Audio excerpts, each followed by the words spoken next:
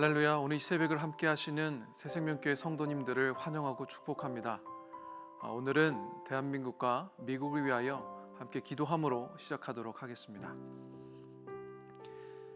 대통령과 위정자들이 모든 주권은 하나님께 있음을 깨닫게 하시고 하늘의 지혜를 허락하셔서 하나님께 겸비한 자세로 나아가게 하시어 허락된 위기를 기회로 바꾸는 역사를 경험케 하시옵소서. 하나님을 경외하는 기도하는 지도자들을 일으켜 주셔서 대한민국과 미국을 순결하고 거룩한 나라로 새롭게 일으켜 주시옵소서. 코로나19의 사태가 빠르게 진정되게 하시고 이를 위해 힘쓰시는 모든 의료진들과 연구진, 공무원들에게 능력과 힘을 더하여 주시옵소서. 둔화된 모든 교육, 경제 시스템을 회복시켜 주셔서 이로 인해 고통당하고 있는 연약한 국민들을 위로하여 주시고 이로 인한 사회적 불안과 혐오로 마음이 나뉘지 않게 하시고 오히려 하나됨의 은혜를 허락하시옵소서. 이 모든 말씀 살아계신 우리 주 예수 그리스도 이름으로 기도드립니다. 아멘. 오늘 하나님께서 허락하신 말씀은 사도행전 6장 1절부터 4절 말씀입니다. 사도행전 6장 1절로 4절 말씀입니다. 제가 봉독하도록 하겠습니다. 그때 제자가 더 많아졌는데 헬라파 유대인들이 자기의 과부들이 매일의 구제에 빠짐으로 히브리파 사람을 원망하니 12사도가 모든 제자를 불러 이르되 우리가 하나님의 말씀을 제쳐놓고 접대를 일삼는 것이 마땅하지 아니하니 형제들아 너희 가운데서 성령과 지혜가 충만하여 칭찬받는 사람 7을 택하라. 우리가 이 일을 그들에게 맡기고 우리는 오로지 기도하는 일과 말씀 사역에 힘쓰리라 하니. 아멘. 하나님의 말씀입니다. 오늘은 사도행전 6장에서 1절부터 4절 그 말씀을 중심으로 같이 함께 하나님이 주신 말씀을 나누길 원합니다. 초대교회 성령님의 역사하심으로 큰 역사가 있었고 많은 부흥이 일어났습니다. 단순히 표면적인 부흥이 아니라 각 성도들 한 사람 한 사람 그 인생 가운데 성령의 충만함으로 영적 부흥이 일어났습니다. 그런데 아무런 문제가 없을 것 같던 이 초대교회 공동체 가운데 평화롭고 나눔과 돌봄이 아름답게 행해지던 그 교회 가운데 갈등이 생겼습니다. 바로 헬라파 사람들이 그 사람들이 보기에 자기들의 과부들이 히브리파 과부들에 비해 덜 대우를 받는다고 생각이 들었던 모양입니다. 이는 단지 매일의 구제 때문에 생긴 불평만은 아닌 것입니다.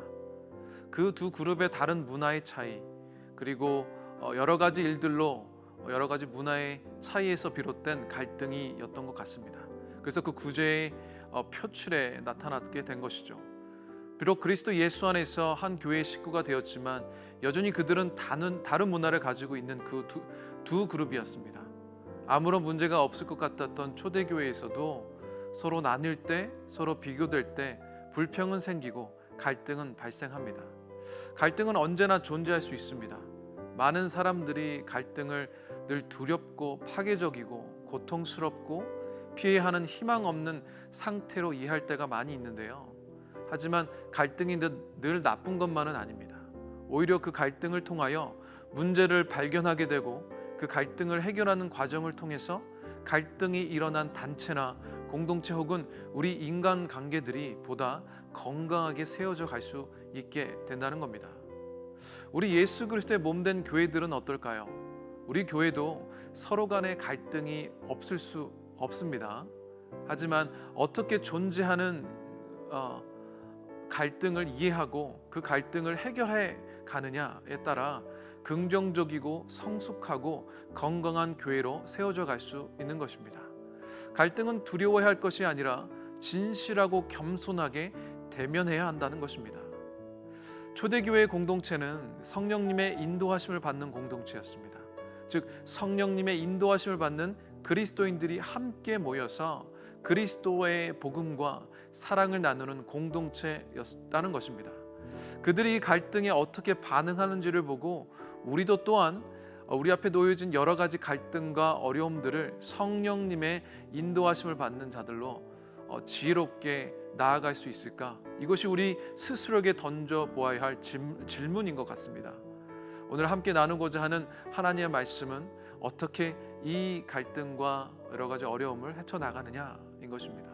자, 첫 번째로 불평하는 사람을 보지 않고 불평의 원인을 찾아야 합니다. 사도들은 헬라파 사람들의 불평의 소리에 귀를 기울였습니다. 그리고 그 갈등에 사도들도 즉각적으로 관심을 보였습니다. 하지만 사도들은 불평하는 헬라파 사람들을 향해 왜 감사해야지 불평을 하느냐고 비난하지 않았습니다. 사람들을 갈등의 주체로 본 것이 아니라, 즉 불평하는 사람과 그 불평 자체를 문제 삼았던 것이 아니라 그 불평의 원인, 왜 헬라파 사람들이 불평을 하게 되었는가를 먼저 보았던 것입니다. 사랑하는 성도 여러분, 주님 안에서 원인 없는 결과는 없습니다. 주님 안에서 성령님의 인도하심을 따라 사는 우리 그리스도인의 삶 가운데 하나님께서는 우리들 삶 가운데 여러 가지 형태로, 여러 가지 방법으로 우리가 주목해야 하는 부분들을 보게 하십니다. 그럴 때마다 우리는 지혜롭게 그 상황에 대처해야 합니다. 불평하는 사람을 바라보며 그들의 태도를 문제 삼고 비판하기보다는 하나님이 허락하신 형제 자매들의 말에 귀를 기울일 때에 성령님이 주시는 지혜로 문제의 원인도 발견할 수 있게 되는 것입니다. 성급하게 반응하여 화를 내거나 상대방을 채근한다면 더 큰 갈등을 초래할 수 있기 때문에 예수님을 닮고 사는 이들로서 절제와 온유와 사랑으로, 성령님의 열매죠, 그 열매로 서로를 대하시는 여러분들 되시기를 간절히 축복합니다. 두 번째, 겸손의 자세로 문제를 바라보아야 합니다. 2절과 3절, 4절 다시 한번 보도록 하겠습니다. 12사도가 모든 제자를 불러 이르되 우리가 하나님의 말씀을 제쳐놓고 접대를 일컫는 것이 마땅하지 아니하니 형제들아, 너희 가운데서 성령과 지혜가 충만하여 칭찬받는 사람 7을 택하라. 우리가 이 일을 그들에게 맡기고 우리는 오로지 기도하는 일과 말씀 사역에 힘쓰리라 하니. 이제 사도들은 불평하는 사람들이 아니라 불평의 원인을 주목했고 발견했습니다. 그리고 대안을 내놓았습니다. 여기서 사도들이 문제를 대면하는 태도에 주목하시기를 원합니다. 그들은 불평의 원인, 그리고 갈등의 원인이 무엇인지 보았지요. 그리고 그 문제는 자신들에 의해서 시작되었다는 것을 발견합니다. 겸손하지 않으면, 우리가 예수 그리스도의 겸손을 배우지 않는 사람이라면 자기 스스로 문제를 자기 자신에게 찾지 못합니다. 하지만 이들은 그렇게 했다는 거예요. 이 문제에 대해 다른 사람들을 원망할 수 있었습니다. 충분히 책임을 전가할 수 있는 상황이었어요. 그러나 사도들은 놀라운 고백을 합니다. 그들은 자신들의 너무 많은 일이 집중되어 있었기 때문에 하나님의 말씀에 소홀할 수밖에 없었다라고 자책하고 있는 모습이 나옵니다. 그리고 4절에서 우리는 오로지 기도하는 일과 말씀 사역에 힘쓰리라 라고 다짐하고 있습니다. 그리고 하나 인상적인 것은 문제 해결을 위해 집사 7명을 세워 동역자로 삼았다는 것입니다. 상식적으로는 구제에 대해 문책이나 제도 폐지로 갈 수도 있습니다. 문제가 있을 때 가장 쉬운 방법이죠. 그래서 하고 있던 일을 멈추거나 없애버리는 거예요. 하지만 성령님의 인도하심을 받는 그리스도인들은 그렇지 않습니다. 이 사도들의 이 문제 접근 방법이 달랐어요. 더 나은 방법을 생각했어요. 더 나은 사람을 찾았습니다. 내가 아니라 예수님으로 사는 사람들이기에 가능하다는 거예요. 겸손의 자세로 문제를 바라보았기 때문입니다. 그때 성령님이 지혜를 허락하시는 줄 믿습니다. 할렐루야. 사랑하는 성도 여러분, 예수님을 믿고 그분을 따르는 삶은 내가 아니라 예수님으로, 그리고 그분의 시선이 머무는 곳을 바라보는 삶입니다. 바로 내가 아니라 다른 이의 필요를 보는 사랑의 성령의 열매를 맺는 사람들 삶이라는 것입니다. 그렇기에 사도들은 자신의 잘못을 바라볼 수 있었고 더 나은 자들을 세울 수 있었던 것입니다. 그 결과는 어땠을까요? 7명의 세워진 집사들은 헬라파 유대인들이었습니다. 이름을 보면 우리가 알 수 있는데요. 스데반과 빌립이 그렇듯이 그들에게는 이방인에 대한 편견이 없었습니다. 베드로를 한번 생각해 볼까요? 이방인에게 복음을 전하는 것을 아주 힘들어했던 사도였던 것 같습니다. 사도행전 10장에 이르기까지 이방인들을 만나 전하는 것을 굉장히 꺼려했습니다. 그의 잘못된 태도를 하나님께서는 환상으로 보여주시고 깨닫게 하시고 이방인 고넬료 가정에 가서 복음을 전하게 하시고 차별 없이 은혜 베푸시는 하나님을 직접 경험케 하셨습니다. 그러나 헬라파 유대인 집사로 세워진 빌립과 스데반 집사님은 거리낌 없었어요. 이방인들에게 복음을 전했고 차별 없이 본인들이 그런 상황에 처해졌었기 때문에 오히려 더 열심으로 이방인들에게 말씀을 전했습니다. 빌립은 사마리아까지 가서 복음을 전하는 모습을 우리가 나중에 보게 됩니다. 우리가 상상으로도 품을 수 없는 일들이요, 성령님의 지혜와 겸손히 주님의 말씀에 인도하심을 따라 나아갈 때 우리 생각으로는 그냥 그런 일들만 생기는 것이 아니라 하나님이 일하시는 일들이 우리 삶 가운데 이루어진다는 거예요. 성령님의 인도하심과 그분의 지혜를 따라 그 문제를 바라보실 때 여러분들 삶 가운데 하나님이 일하실 것을 기대하며 믿음으로 나아가신 여러분 되시길 간절히 축원합니다. 세 번째, 모든 문제의 해답은 하나님과의 관계에 있음을 깨달아야 합니다. 말씀과 기도의 목적은 우리 하나님과 관계하는 것에 있습니다. 주님을 알고 기도로 교제함은 바로 하나님을 온 마음 다해 사랑하는 것에 목적을 두고 있습니다. 그렇기 때문에 모든 문제의 해결은 말씀과 기도에 있다는 것입니다. 성령님의 사람은 기도와 말씀의 중심을 둔 사람입니다. 문제는 본질을 약화시키게 합니다. 비본질적인 문제가 본질적인 문제의 걸림돌이 되기도 합니다. 교회에서 있어지는 대부분의 갈등들은요, 가만히 들여다보면요, 대부분 비본질적인 문제에 매달려 있기 때문입니다. 교회의 생명은요, 우리 그리스도인의 생명은 하나님의 말씀과 기도에 있습니다. 교회의 능력과 성도의 능력, 즉 거룩의 능력은 말씀과 기도에서 나오기 때문입니다. 사랑하는 성도 여러분, 교회는 그냥 건물이 아닙니다. 교회로 이르는 것은 그냥 성도 숫자가 많은 것을 따라서 교회가 되어지는 것이 아니라 하나님의 교회는 말씀으로 든든히 서 있는가, 그리고 끊임없이 기도의 무릎을 꿇고 있는가, 이 두 가지의 요건에 충족해야 한다는 것입니다. 이 말씀과 기도가 교회의 능력이 되는 줄 믿습니다. 그렇게 겸손히 성령님의 지혜를 의지하여 문제를 발견하고 성령님의 지혜로 문제를 해결한 초대교회는 어떤 일이 일어났을까요?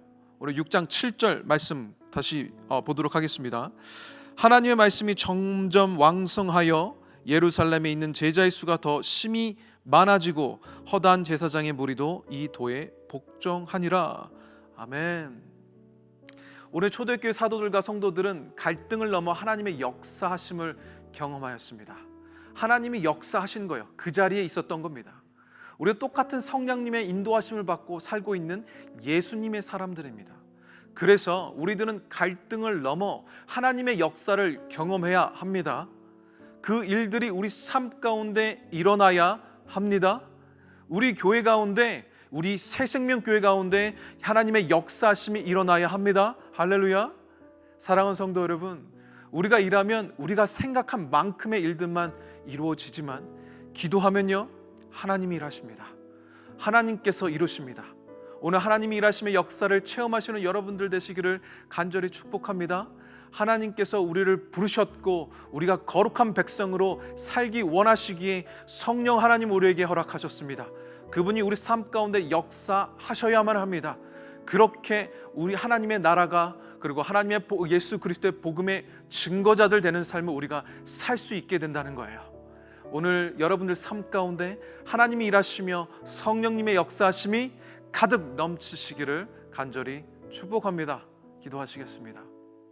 사랑하는 주님, 감사합니다. 우리에게 주님의 말씀 듣게 하시고 초대교회 때 있었던 성령 충만함으로 문제를 바라보며 갈등을 넘어서서 하나님의 역사를 바라본 초대교회의 예수님의 사람들을 바라보게 하여 주심에 감사 영광 올려드립니다. 그들을 따라 성령님의 역사하심이 우리 삶 가운데 허락되어지기를 간절히 원하오니 허락하여 주시옵소서. 우리의 삶이 우리의 정욕과 우리의 생각대로 사는 삶이 아니라 성령님의 역사하심과 인도하심을 따라 사는 삶 되게 하여 주시옵소서. 우리 교회가 그런 공동체 되게 하여 주시옵고, 성령님을 바라보며 예수님의 사랑으로 하나 되는 공동체 되게 하여 주시옵소서. 사랑하는 주님, 우리 삶을 인도하여 주시옵고 우리 삶을 충만하게 아버지 채워 주시옵소서. 함께 하시고 주님의 이름만 높아지는 그 하루 되게 하실 줄 믿사오며 이 모든 말씀 살아계신 우리 주 예수 그리스도 이름으로 기도합니다. 아멘.